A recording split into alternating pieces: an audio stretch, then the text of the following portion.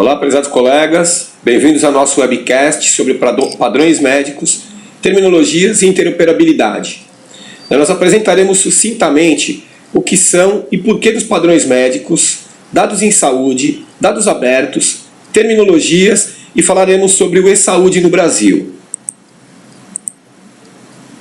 O escopo da nossa aula, então, vai cobrir o que são os padrões médicos, o que são os dados abertos, o que são terminologias em saúde, o que é interoperabilidade e o e-saúde brasileiro. E também vamos falar aí sobre alguns desafios e barreiras na troca de informações em saúde. Com isso nós temos como objetivo de aprendizagem compreender então as recentes necessidades de troca de informações em saúde digital, o que são os dados abertos em saúde e o que são dados discretos em saúde.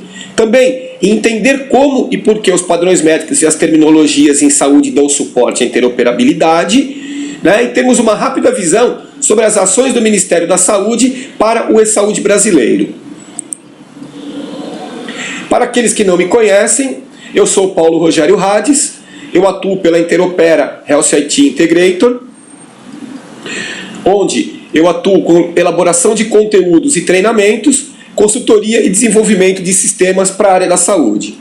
Pelo HL7, eu sou membro ativo desde 2012, onde eu atuo com pesquisa e implementação. Já no HL7 Brasil, a minha participação se deu como secretário-geral desde 2013 a março de 2017, onde as minhas funções, além de secretário-geral, eram como tutor e coordenador dos cursos HL7 e também do Open Air. Também tive aí pequenas participações como palestrante e instrutor em alguns eventos do HL7 Brasil, como no QBIS, no Congresso Brasileiro de Informática em Saúde, em 2016, e agora no SAR, em março de 2017.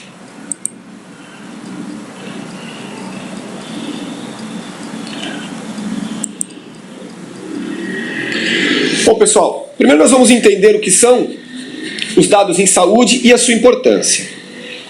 Então, os dados em saúde, eles são produzidos e utilizados por diversos pontos de atenção à saúde. Os envolvidos são os profissionais clínicos, os serviços de apoio, como os laboratórios clínicos, os serviços de diagnósticos por imagem, os serviços de medicina do sono, os serviços de oftalmologia, dentre outros.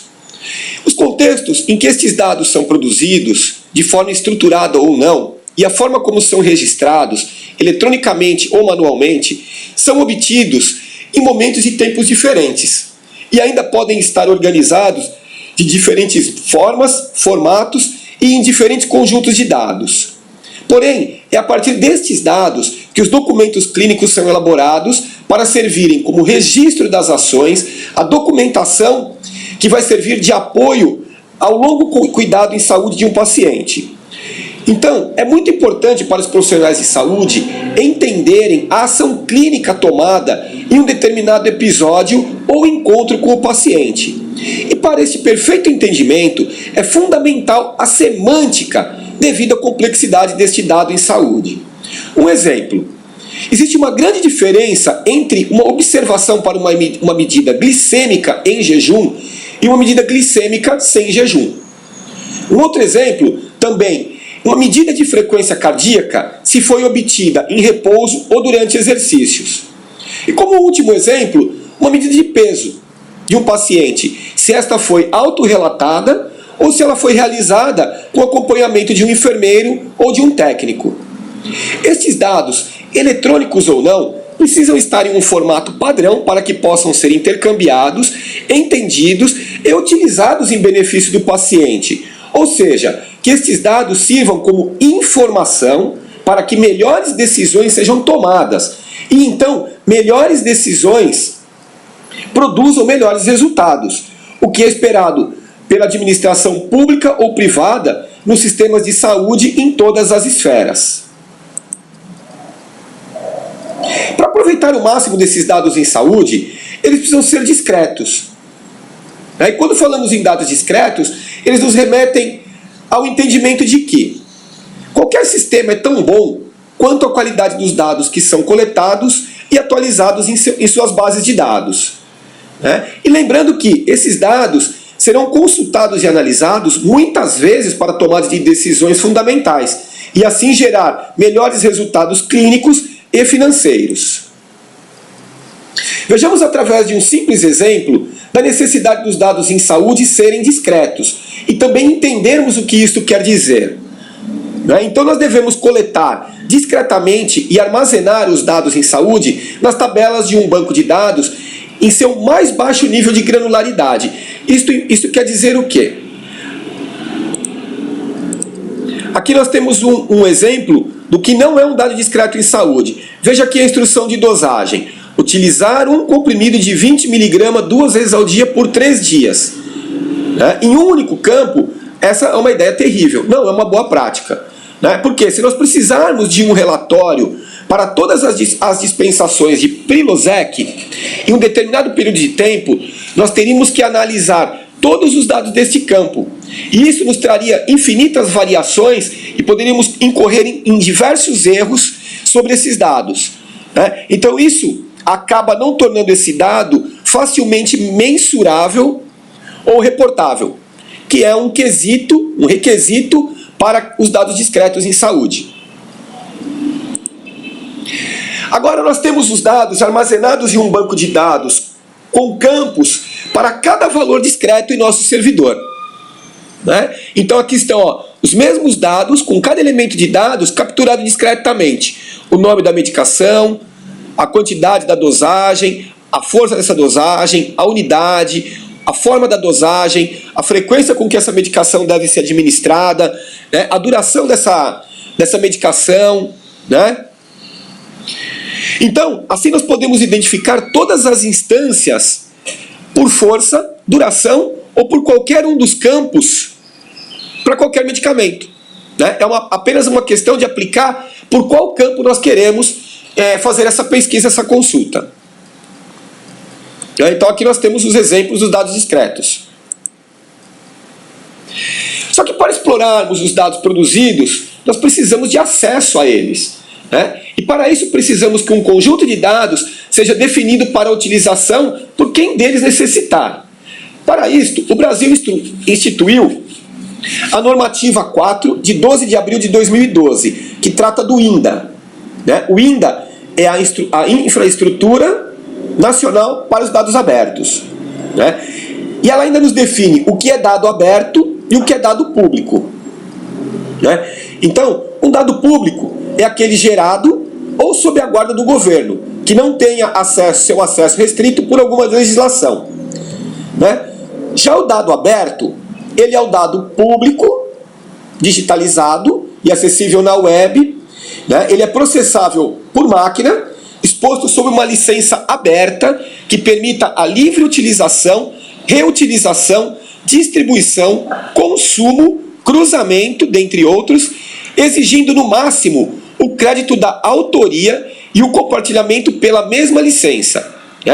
Ele ainda deve ser estruturado em um formato aberto, que é um formato livre de patentes ou qualquer restrição de utilização e cuja especificação esteja documentada. Apesar dos princípios terem sido pensados para os dados abertos governamentais, podemos aplicá-los também a dados abertos de modo geral, com a possível exceção do primeiro, dado público, já que se trata de dados do poder público. Nós temos então a instrução normativa número 4, que trata do INDA, e nós temos uma portaria, aqui já mais direcionado à saúde, que é a 940 de 28 de abril de 2011, que regulamenta o sistema do Cartão Nacional de Saúde, o qual disponibiliza um conjunto de dados abertos. Os dados abertos, eles estão inspirados em 8 princípios que foram estabelecidos em 2007 na Califórnia. Eles devem então atender esses 8 princípios focados em que eles devem ser completos, primários, devem ser atuais, acessíveis, processáveis por máquina, ter acesso não discriminatório, não possuir formato proprietário e ser livre de licenças. Eles também estão pautados em 3 leis. Isso quer dizer que, se o dado não pode ser encontrado indexado na web, ele não existe. Se esse dado não estiver aberto e disponível em formato compreensível por máquina, ele não poderá ser reaproveitado. E se algum dispositivo legal não permitir sua replicação, ele não será útil. Existe também uma fundação chamada Open Knowledge Foundation. Essa fundação incentiva o compartilhamento das informações entre os diversos países no mundo e também desenvolve as normas e pesquisas na área, também disponibilizando ferramentas open source para o compartilhamento de dados, como o SECAM.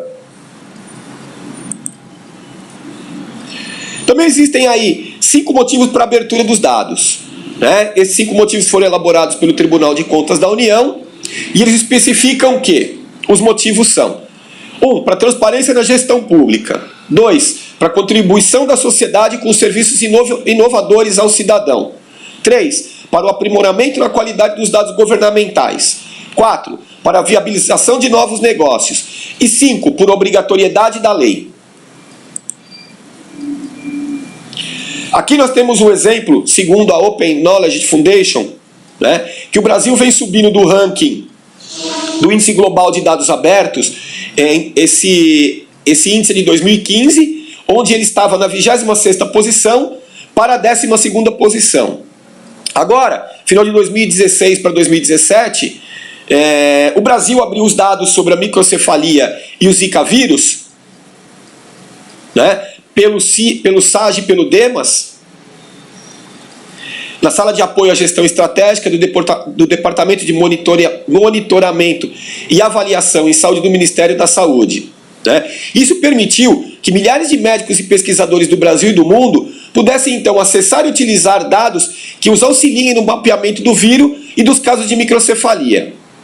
Um exemplo de quem está utilizando é o Centro Europeu de Controle e Prevenção de Doenças, que faz análise desses dados em busca de avaliações sobre epidemias do Zika no mundo. Maiores informações vocês podem adquirir aqui no site do dados.gov.br. E além da necessidade dos dados abertos em saúde, para que nós possamos intercambiar esses dados e interpretá-los com o mesmo significado pelos diversos atores em saúde, é necessário que exista uma padronização em seu formato e que este seja aceito e adotado por todo o ecossistema de saúde.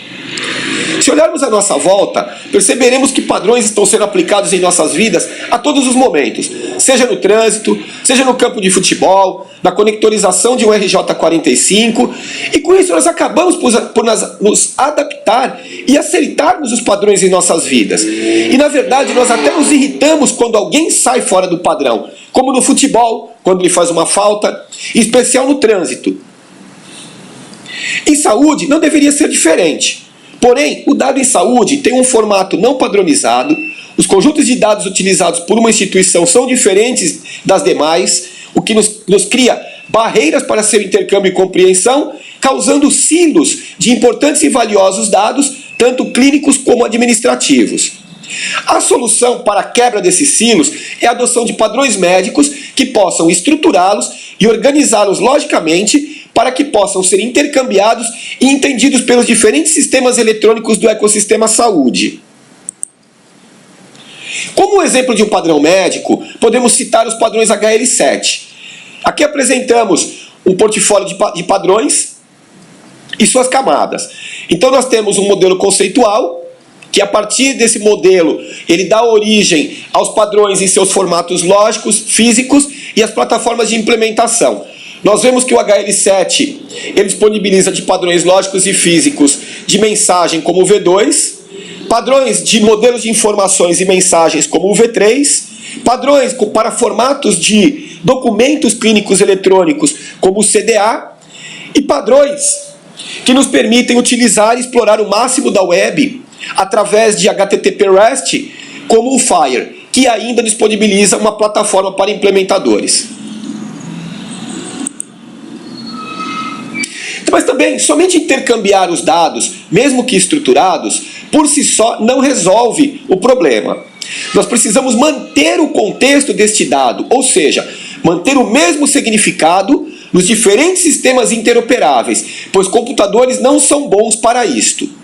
Para superarmos esta barreira da semântica dos dados, podemos utilizar terminologias em saúde. Terminologias como SNOMED, classificações como o CID-10, vocabulários controlados, que seriam os termsets, para que então se restrinja o significado da informação a um contexto específico, isto é, a um único conceito. Um conceito em saúde pode estar associado a um sem fim de termos. Em latim, conceptus, do verbo concipere, que significa uma ideia ou representação geral e abstrata, dentre outras definições, mas a que mais nos interessa é a definição de conceito como uma unidade semântica. Não é? Em saúde, como entre outros domínios, um conceito pode estar associado a muitos termos, mas em saúde isto não é razoável e muito menos aceitável. Para superarmos esta barreira, os conceitos do SNOMED-CT podem ser utilizados pelos sistemas porque eles restringem semanticamente o significado do dado clínico e administrativo, eliminando a ambiguidade. Os conceitos SNOMED possuem somente 3 tipos de descrições. Uma descrição completa, que é a forma sem ambiguidade de se referenciar ao conceito, porém ela é mais difícil de se usar. O termo preferido, que é o termo mais comumente utilizado pelos médicos, pelos profissionais clínicos, e os seus sinônimos, que são outros termos que possam identificar o conceito. Aqui em vermelho, na nossa lupa, nós vemos, olha, a descrição completa para o conceito infarto do miocárdio, onde esse é o conceito pai com esse ID. E os conceitos filho, somente com 3 descrições. Com 3 descrições. Nós temos a descrição completa, o término preferido e os seus sinônimos. Então, como termo preferido para os médicos, eles se referenciam a infarto do miocárdio, coincidentemente com o mesmo termo da forma completa. Mas existem inúmeros casos que isso não acontece. Porém, os sinônimos que esse conceito pai é conhecido, eles podem se referir como um infarto cardíaco, um infarto do coração ou um ataque do coração. Um ataque cardíaco e por aí vai. Ok? SNOMED-CT quer dizer Systematized Nomenclature of Medicine Clinical Terms. O SNOMED-CT hoje possui mais de 311 mil conceitos, com mais de 1.300.000 relacionamentos. Eles cobrem desde os sintomas, como partes do corpo, até condições sociais e laborais dos pacientes. Todos os eixos da saúde. Ele é mais adotado globalmente, ele disponibiliza 2 releases internacionais a cada semestre, ele disponibiliza mapeamentos para o LOINC, para o CID-10, para o NANDA, e você pode também criar outros mapeamentos para as terminologias ou vocabulários utilizados em sua jurisdição, em sua região. Ok? Aqui nós temos uma visão estruturada dos relacionamentos, dos diferentes termos relacionados ao conceito infarto do miocárdio. Nós trouxemos aqui esse diagrama através do site do IHTSDO, do browser deles. Ok? É de livre acesso, gratuito, todo mundo pode consultar. Se você pretende saber mais sobre IHTSDO e SNOMED, você pode ler a documentação no site do IHTSDO e também fazendo os cursos oficiais oferecidos por ele. Ou ainda, uma forma mais prática e ágil é optar por um treinamento rápido da Interopera, que aborda desde o institucional do IHTSDO, cobrindo os processos de liberação de releases, a estrutura necessária para a filiação ao IHTSDO, a estrutura do Centro Nacional de Terminologias, que é um requisito, e os tipos de licença SNOMED-CTO, até os conceitos SNOMED-CT. Isso tudo de forma prática, onde nós abordamos conceitos, hierarquias, conceitos coordenados e pós-coordenados, servidores de terminologias, como usar e aplicar os conceitos SNOMED, como relacionar e pós-coordenar e criar novos conceitos. Você pode saber mais no site da Interopera ou nos enviando um e-mail, solicitando maiores informações. Bom, pessoal, até o momento nós então aprendemos que os dados em saúde são produzidos e consumidos por diferentes fontes e destinos e que seus formatos e registros são diferentes dentro de um mesmo ecossistema. Vimos também o que são os dados abertos em saúde e por que eles são necessários. E também porque os padrões médicos e terminologias contribuem para o intercâmbio da informação eletronicamente. Vamos entender agora como esses dados podem e devem ser utilizados. Antes de avançarmos sobre interoperabilidade, vamos falar um pouquinho mais sobre os vocabulários controlados. Nós temos como principais barreiras diferenças linguísticas, ambiguidade dos termos e o contexto a que esse termo se refere, pois em cada região ou dentro de uma mesma unidade de saúde, diferentes pessoas e culturas se relacionam para a execução de suas atividades profissionais. A comunicação entre esses profissionais e os pacientes é fundamental para o seguro trato e recuperação dos mesmos. Mas, mesmo com a comunicação verbal e presencial, os erros ocorrem, seja pela falta de entendimento sobre o conceito expressado, seja pela ambiguidade dos termos utilizados em saúde. Okay? Então, os vocabulários controlados em saúde são instrumentos de controle terminológicos que estabelecem uma forma de representar os termos que compõem um conjunto de áreas do conhecimento, tornando possível maior coerência entre os termos indexados. Alguns exemplos de terminologias e classificações em saúde, nós já falamos do SNOMED, do CID, do LOINC, do NANDA, aqui agregamos o MEDIN e o CPT. Vocês podem conhecer mais sistemas de classificação e terminologias aqui nesse site. Se eu perguntasse para os colegas, simplesmente desse para os colegas uma referência como manga, cada um poderia pensar em algo diferente. Alguns poderiam me dizer que o termo se refere a uma fruta, Alguém dentro da área médica poderia me dizer que é uma gastrectomia sleeve, que é uma técnica restritiva para a redução do estômago.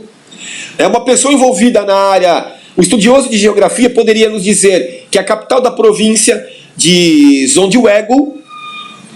Alguém envolvido com esporte poderia dizer que Manga foi o Agenar Gomes, goleiro do Santos. Alguém que trabalha com o extermínio de pragas poderia me dizer que manga é um tipo de traça. Enfim, os vocabulários controlados e as terminologias e classificações, elas apoiam os sistemas eletrônicos em saúde na troca de informações, dentro de um mesmo contexto, evitando os desvios de entendimentos. Os computadores não têm empatia e emoção, portanto, eles não são capazes de entender a conotação dos termos sem o auxílio de um contexto. Imaginemos um outro cenário, um médico no Chile atendendo um paciente brasileiro que relata estar constipado. No Brasil, estar constipado pode estar relacionado a um bloqueio intestinal ou nasal, mas no Chile ele é uma defecação escassa ou com esforço. Na Espanha, ele é a inflamação da mucosa do nariz com evolução aguda. Então perceberam que no Brasil nós temos duas distinções diferentes para o mesmo termo. Quando nós falamos constipado, nós podemos entender que é do intestino ou do nariz. Já no Chile, ele só se refere a uma escassa defecação, que pode ou não ser com esforço. E na Espanha, ele nos remete somente à mucosa do nariz. Então, quer dizer, imagina você estando com o nariz entupido, chegando no Chile, recebendo um lactopurga. Ou na Espanha, vice-versa. Então, quer dizer, o contexto é extremamente importante na área da saúde, tanto na forma verbal, quanto na forma eletrônica. Então, o SNOMED, ele se propõe a vencer esta barreira compartilhando conceitos e não termos, o que o faz ser o predileto em muitos países e hospitais. Porém, há custos de licenciamento e também custos para a sua manutenção. O Brasil ainda não possui a sua licença, mas há uma forma de obtermos o conjunto de conceitos para desenvolvimento e teste somente. Não podemos traduzi-los no Brasil, ok? Isso se dá através de uma solicitação formal pela UMLS, lá no site da Unified Medical Language System, UMLS.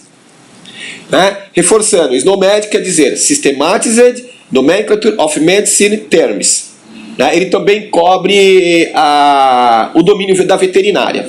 Ok? Pessoal, eu sugiro 4 reflexões para todo mundo que está envolvido com interoperabilidade na área de TICs. Né? Então tente responder mentalmente. Se desejar, você pode compartilhar com os colegas. Né? Também eu sugiro que você revisite essas reflexões esporadicamente, avaliando o que vai mudando em sua opinião. Então a reflexão 1 é por que a interoperabilidade é importante para a sustentabilidade dos sistemas de saúde nas esferas municipais, estaduais e federais. A reflexão 2 é até que ponto a implementação da interoperabilidade através de padrões abertos podem melhorar o fluxo de informações nos sistemas de informações hospitalares. Questão 3. Como alcançar a interoperabilidade entre os diferentes sistemas de informação hospitalares? Reflexão 4. Quais as barreiras a serem enfrentadas e como reduzir os custos da interoperabilidade? Né? Então, revisitem aí de tempos em tempos essas reflexões e veja como é que isso evolui com o passar do tempo. Nós falamos em padrões médicos, em dados abertos, né? Lá em dados abertos, eles nos falaram que precisamos de um formato para este dado que seja padronizado e livre de licenças, de custos. Né? Então é justamente por isso que nós precisamos adotar padrões abertos, ou Open Standards. Né? A definição de padrão é de que um padrão é uma forma acordada e repetitível de se fazer algo. Então ele é um documento publicado contendo uma especificação técnica ou outros critérios precisos, destinados a serem utilizados de forma consistente como regra, diretriz ou definição. Essa é a definição do British Standard Institution. Okay? Isso vem realmente de encontro à proposta dos dados abertos. Né? Como exemplo de padrões abertos em saúde que o Brasil adota pela portaria do Ministério da Saúde 2073 de 2011, são o OpenEHR, ou OpenAir, como muitos pronunciam. Né? Esse padrão ele define conceitos clínicos em formatos de arquétipos, ele é um modelo de informação. E os padrões HL7, que são padrões para mensagens, padrões de modelos de informação, padrões para estruturação de documentos clínicos e agora com o FHIR, APIs. Né? APIs abertas também. E assim, pessoal, reforçando, para que nós possamos alcançar interoperabilidade, todos os sistemas devem adotar o Open Standards. Não é? Imagine se você tivesse que pagar para usar o TCP. Imagine se você tivesse que pagar para usar o HTTP, ou mesmo o DICOM. Talvez eles não teriam essa grande massa de usuários que tem e não seriam o sucesso que são nos dias atuais. Né? Relembrando que um padrão, ele se torna realmente um padrão porque ele resolve problemas do mundo real. E então uma grande massa de usuários o adota. Não é nem por força de lei, nem por imposição. Né? Mas sim, a massa de usuários é que torna um padrão realmente aplicável. E o fluxo de crescimento dos padrões, ele se dá inicialmente intraorganizacional, né? Ou seja, dentro das organizações. Ele evolui então entre as organizações, ele atinge níveis nacionais e se expandem a nível internacional. Ok? Para que isso aconteça, inicialmente, as pessoas produzem acordos. Tá? Então, para que nós possamos amadurecer e atingir os níveis de interoperabilidade, inicialmente, ela ocorre entre pessoas. Né? Estas pessoas, então, se entendem e produzem acordos que, adotados e seguidos, permitirão que a informação eletrônica possa ser intercambiada e entendida pelos sistemas interoperáveis.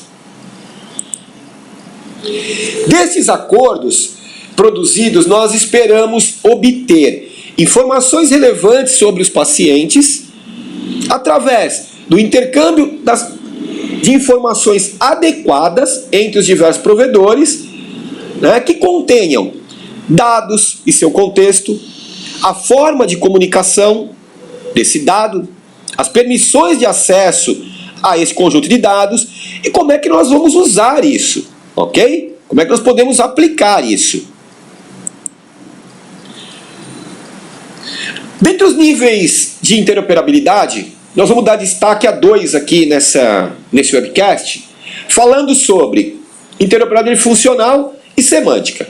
Pela definição de interoperabilidade do IEEE Standard Computer Dictionary, interoperabilidade é a capacidade de 2 ou mais sistemas eletrônicos intercambiarem informações e manter seu significado. O que nos interessa nessa definição do IEEE é o que está em destaque aqui. O intercambiar informações que nos remete ao nível de interoperabilidade funcional, que é simplesmente a implementação correta de padrões para intercâmbio, como o V2 ou o V3. Né? E quando nós falamos em manter o seu significado, isso nos leva à interoperabilidade semântica, que é quando, além dos padrões funcionais, nós também implementamos as terminologias, definimos os vocabulários controlados, as classificações e os mapeamentos que nós vamos precisar para poder manter o significado desse dado. Ok? Outros níveis de interoperabilidade são exigidos também, né? Como o nível de interoperabilidade política, que é onde você formula políticas públicas para garantir o acesso digital, né? E também o que vai estar disponibilizado para acessar. Um exemplo da falta de interoperabilidade política é a resistência na adoção de iniciativas de livre acesso ao conhecimento em saúde por parte dos reitores das universidades. Né? Também temos um outro nível de interoperabilidade que precisa estar bem definido, que é a legal. Né? Quais as exigências e implicações legais? Né? O que nós vamos tornar livremente disponível? Quais os dados e a informação? Né? Precisamos então disponibilizar isso para quem dela necessita. Claro que observando as realidades nacionais, nossas diferenças linguísticas, como nós mencionamos, e também respeitando outras normas e padrões. Né? Aqui nós conformamos os dados abertos, então, dentro desse nível. E um nível mais alto da interoperabilidade é a interoperabilidade organizativa, que é quando nós conseguimos a cooperação entre organizações, né, através da compatibilização de processos. Aqui nós temos um macro exemplo de como é que nós podemos alavancar uma estratégia de interoperabilidade.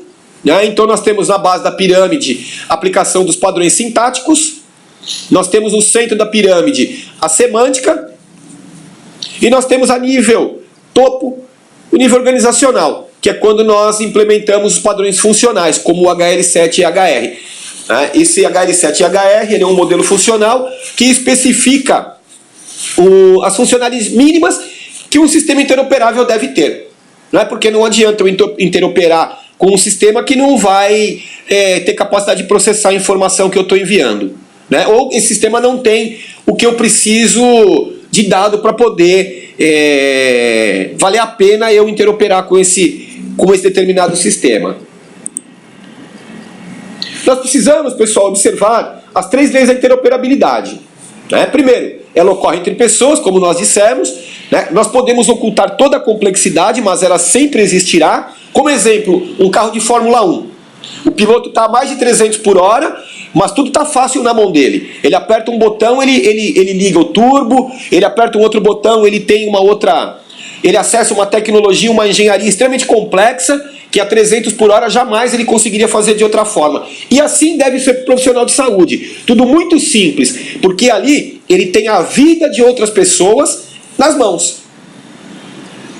Né? E um erro pode comprometer todo o futuro e toda a sua carreira. E também trazer consequências drásticas aos familiares desse paciente e também para o provedor de saúde. Ok? Para isso nós só temos 2 opções. Escolher entre barato, flexível e interoperável. Se nós escolhermos barato e flexível, nós não seremos interoperável. Se nós escolhermos barato e interoperável, nós não seremos flexíveis. Então nos resta escolher somente sermos flexíveis para sermos interoperáveis. E a interoperabilidade no Brasil, ela tem alguns objetivos. E eu destaco aqui que é o de promover uma arquitetura da informação em saúde que contemple a representação de conceitos para permitir o compartilhamento de dados em saúde. Esse objetivo, ele engloba o Sistema Único de Saúde, o SUS. Quando a gente fala em Sistema Único de Saúde, ele já está bem definido. Único é único. Ele engloba tanto o público como a saúde suplementar. Então, todas essas esferas estão sujeitos a esses objetivos. Okay? Vocês podem encontrar mais informações sobre os objetivos de interoperabilidade no Brasil no site do datasus.saude.gov.br. A interoperabilidade para o Brasil é fundamental, né, pessoal? Seja por sua dimensão geográfica, seja pelo alto rastro de dependência, e puramente por ser um país emergente. Nós precisamos reduzir as nossas despesas e a tecnologia é um grande aliado. Então o Brasil vem desenvolvendo uma estratégia de saúde ao longo dos anos, que tem como objetivo promover essa arquitetura que eu citei para vocês. Para que nós possamos atingir esses objetivos, nós temos necessidades. A primeira necessidade é a necessidade de infraestrutura. Infraestrutura é a base para o funcionamento de algo. Pode ser um meio físico, as edificações, os hardwares que nós vamos precisar. E também, eu acho que o mais complexo de infraestrutura. Infraestrutura é o arcabouço de arranjos e artefatos lógicos e legais. Como quais os padrões abertos nós vamos utilizar, que modelos de informação nós vamos adotar, quais as portarias, qual a regulamentação que nós disponibilizamos ou precisamos ter, que terminologias ou conjunto de terminologias e classificações nós vamos utilizar,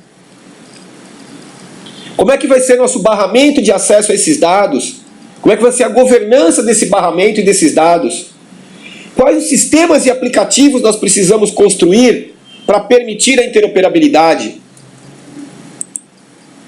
Isso então, pessoal, nos traz diversos requisitos técnicos, legais e institucionais a serem superados, a serem atendidos. Então, pessoal, quando nós aliamos infraestrutura a infraestrutura e temos flexibilidade, nós chegamos a um bom nível de interoperabilidade. Algumas ações do Ministério da Saúde na construção do e-saúde e infraestrutura, nós damos destaques aqui a Política de Interoperabilidade do Governo Eletrônico, que é o EPING, a Instrução Normativa de 4 de abril de 2012, que institui a Política de Dados Abertos, o INDA, o qual nós já falamos, a Portaria 2073 de 2011, que é um marco para a área de TICs, Tecnologia da Informação e Comunicação em Saúde, quando ela especifica os padrões, as terminologias, as classificações, os barramentos de conectividade e muito mais para os sistemas eletrônicos em saúde, intercâmbio de informação entre esses sistemas. A resolução CIT número 5, que institui o Comitê Gestor Tripartite em Saúde. O CIT número 6, que define o conjunto mínimo de dados que o Brasil vai utilizar. E a CIT número 7, que institui o prontuário eletrônico do paciente como modelo de informação para registro das ações na atenção básica.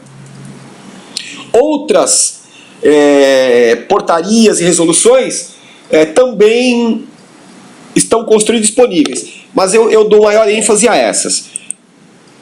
Já na infraestrutura, o Ministério da Saúde já tem à disposição o barramento SOA-SUS, que é a partir desse barramento onde nós consumimos serviços como o Cartão Nacional de Saúde, que disponibiliza dados abertos para a identificação unívoca dos pacientes. Em estruturação nós temos aí um RTS, que vai ser um repositório de terminologias em saúde, também terá como função a governança e a coordenação. Nós temos aí um edital que foi publicado agora em julho de 2017, para a informatização de toda a atenção básica. Nós já temos disponível diversos apps do DataSUS, como o e-saúde, como o OncoSUS, como o MedSUS, o Oro Cidadão, o PCDT-ADT, o CHD-HIV e o ViverBem. Né? Para quem não sabe, ó, o MedSUS ele traz a lista de medicamentos da Rename. O Oro Cidadãos ele auxilia na gestão e na assistência farmacêutica. O PCDT ele é um protocolo clínico e diretrizes para pacientes adultos e crianças com HIV. E o APP Viver Bem ele é para o engajamento do paciente com o seu tratamento. Ok?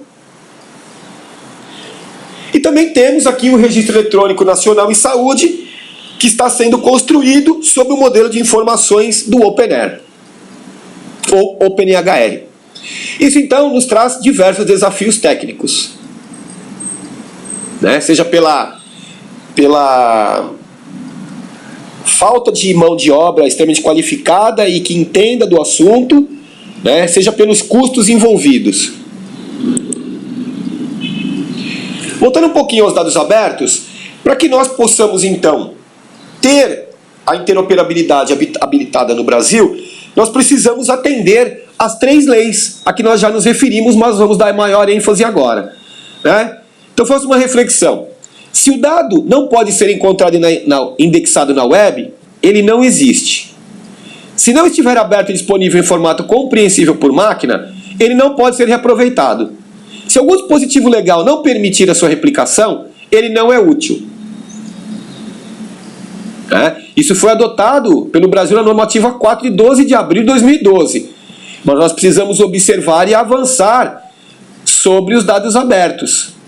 Não é? Porque eu não encontro o meu dado indexado na web, eu não encontro os meus dados de saúde para que eles possam ser processados por máquina. E se eu não encontrei, eu não vou conseguir replicar. Né? Então, precisamos dar atenção aí ao conjunto de dados abertos em saúde, não só os demográficos do paciente. Não é? Precisamos avançar aí com a parte clínica, que é a mais interessante, não é?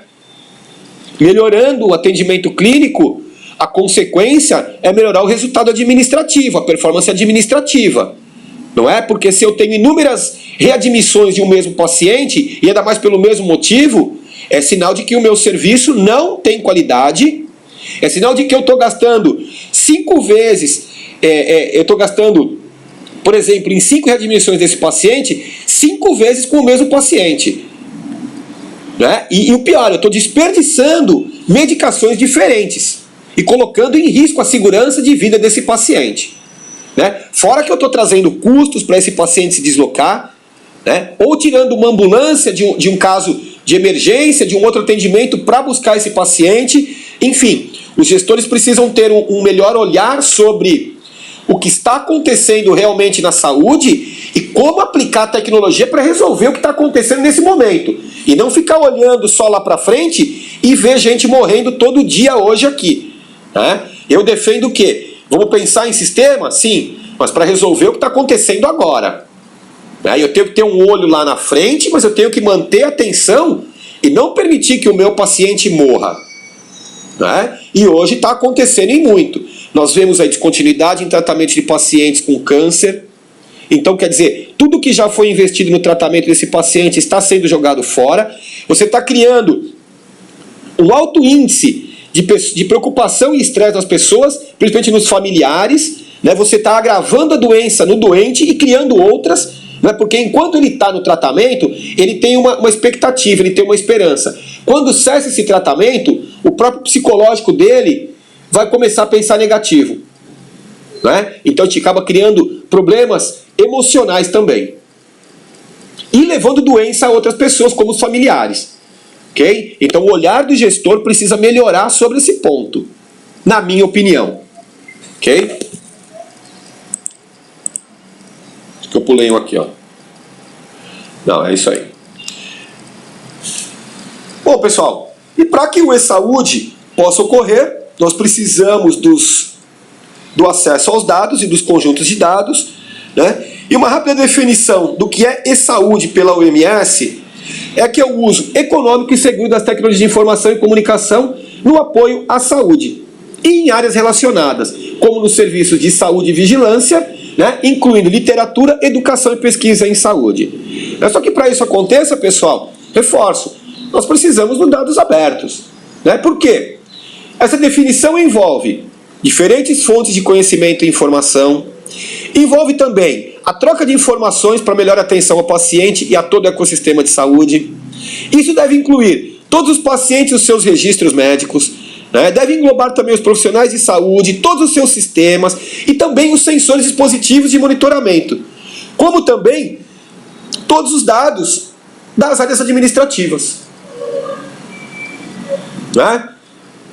Hoje, como dado aberto, nós temos somente dados demográficos do paciente. Eu defino, então, e-saúde como uma cadeia de abastecimento digital totalmente integrada, que envolve altos níveis de automação, coordenação e compartilhamento de informações. Né? Isso também eu defino como autossustentabilidade informacional. Capacidade do sistema receber informação, analisar essa informação, me produzir insights para que me auxiliem na tomada de decisão. Eu imputando a minha decisão, estou realimentando o sistema para que outros colegas também possam ter melhores decisões.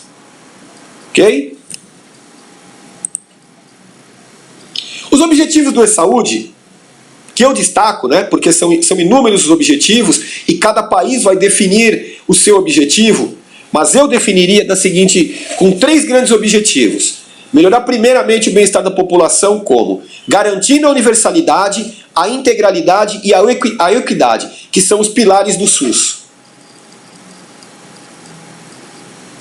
Para quê? Nós possamos também proporcionar eficiência nos serviços de saúde, como? Melhorando a resposta clínica e administrativa.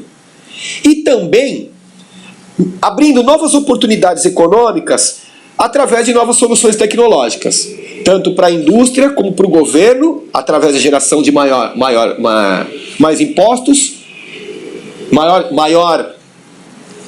mais frente de trabalho, e também na educação, né, com novos cursos sobre padrões, sobre a necessidade do dado, enfim, né, como melhorar a gestão através da tecnologia da informação e comunicação, priorizando a atividade clínica e não a administrativa, como vem sendo feito. Alguns exemplos de aplicações em e-saúde, nós podemos considerar o PEP, né, ou o EHR, o Electronic Health Records, que se deriva dos EMR, Electronic Medical Records, né, também os PHR, os Personal Health Records, os sistemas de DIS, Drug Information System, né, são os ERX, sistemas de dispensação de drogas, né. Esses sistemas são muito importantes para diminuir erros de prescrição, elevar a segurança do paciente e do profissional de assistência. E essa é uma aplicação que rapidamente traz um alto ROI. Né? Eu destaco aqui um ROI que eu estudei da Irlanda, que gastava entre 10 e 15 milhões de euros por ano e teve uma redução considerável logo no primeiro ano de implementação do sistema de prescrição eletrônico. Né? Outros sistemas também, como a telemedicina, que abrange muitas outras áreas, como a telesaúde, a teleradiologia, as teleconsultas, né? Por médico-paciente, médico por médico, a monitoração à distância, né, da pressão arterial, a monitoração através de glicosímetros, de espirômetros, e não limitados a estes. Né? Só que para essa área aqui, olha, que é uma área que pode entregar muito valor, tanto ao paciente quanto aos provedores de saúde, ela ainda carece de muita regulamentação, de muito consenso. Né? Enquanto isso, o sistema de saúde está sobrecarregado, as pessoas são encaminhadas para exames que perdem a sua validade porque você não consegue retorno, agendamento de retorno em consulta. O tempo médio de retorno, dependendo da sua região que você tiver no Brasil, é entre 6 e 8 meses, quer dizer, esse exame que você fez, ele já perdeu a validade, não é? Ele só trouxe despesa ao sistema de saúde e desânimo para o paciente. e muita preocupação, obviamente. Não é? Uma forma de resolver isso seria através da telemedicina.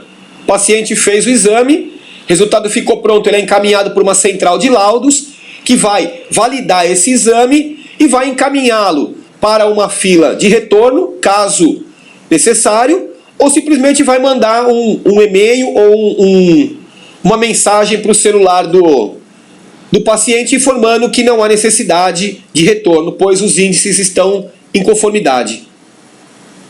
Não é? Nós diminuiríamos tremendamente o desperdício com exames, diminuiríamos tremendamente a fila por espera de consulta por retorno, o que também tira a chance de quem realmente está precisando com mais urgência desse atendimento.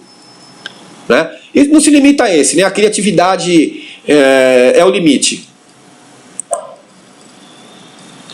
Então, pessoal, para que nós possamos interoperar os dados clínicos e administrativos dos pacientes, é fundamental que respeitemos e asseguremos a privacidade e a segurança destes. E também que a levemos a sério, assim como nos Estados Unidos faz a RIPA, que atua fiscalizando e aplicando pesadíssimas multas a quem desrespeita esses quesitos. Nós precisamos então, pessoal, de um ecossistema seguro, sólido, flexível e acessível por todos, né? E não de remendos, né? Porque esses remendos, eles nos causam brechas. E isso traz insegurança. O que nós precisamos então, pessoal, analogamente, é de algo assim, sólido, né? Que nos transpasse segurança, que seja bonito, né? Que nos encoraje. Então, quando nós vamos construir algo que é para todos, nós precisamos de todos envolvidos e ajudando em sua construção, para que então todos possam se beneficiar seguramente do retorno do nosso trabalho investido. Então é isso que nós precisamos, pessoal. Eu agradeço pelo tempo dos senhores. Meu muito obrigado.